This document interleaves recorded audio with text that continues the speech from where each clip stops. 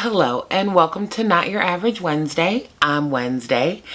If you are a new viewer, welcome. If you are a returning watcher, welcome back. I totally forgot to welcome you guys back last time, but thanks. A couple quick things. I am trying to be a super mom on a get real budget, and you know what? Sometimes you're rocking that fresh face bohemian look because it's a bad allergy day and a bad hair day. And a bad toddler day.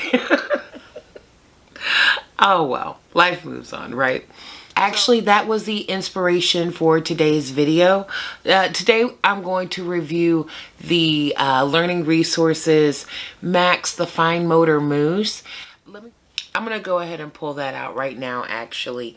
And if you watched the last video, I tend to keep his games and toys with smaller pieces in a Ziploc bag and keep all of those in a bigger container. So they're really just kind of easier to pull out, easier to keep track of. He really likes some of the little pieces right now. With him being almost 2, he likes to have something that he can hold in his hand and just kind of still gnaw on while he runs rampant through the house. You know the drill. But here we go. Like I said, it's just a baggie, Ziploc bag, plastic storage bag, a series of them in the bin. He really likes being able to get those out too, so it's kind of nice. Now, let's see here. Let me go ahead and get Max out.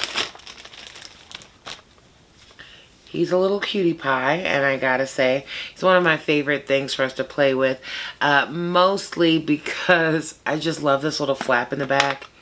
It's very potato head-esque, so it keeps all of the little pieces in there. I love toys that create their own storage. It is a big selling point for me. But let me see here. Let me pull out a couple of these. What I'm trying to show you is that there's multiple textures, and what keeps happening is I just keep pulling out the flat pieces. So give me one moment. Flat. Oh, see, we've got little nubs on this one. I don't know if you can tell. There we go. All right, so if you can tell, this one has little nubs on it. We've got some flat pieces.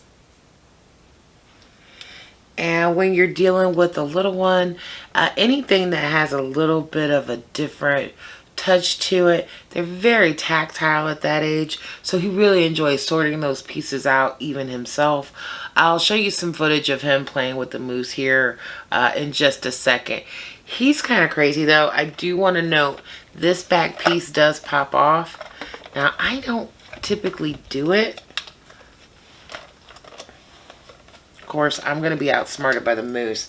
The toddler, however, shows no fear. Oh, there we go. So this piece does come off.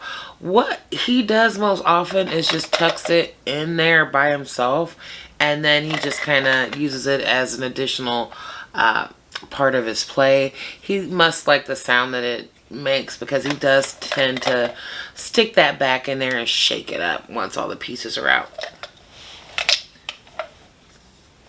So moving on to just the standard play, it's very easy to get these pieces on and off.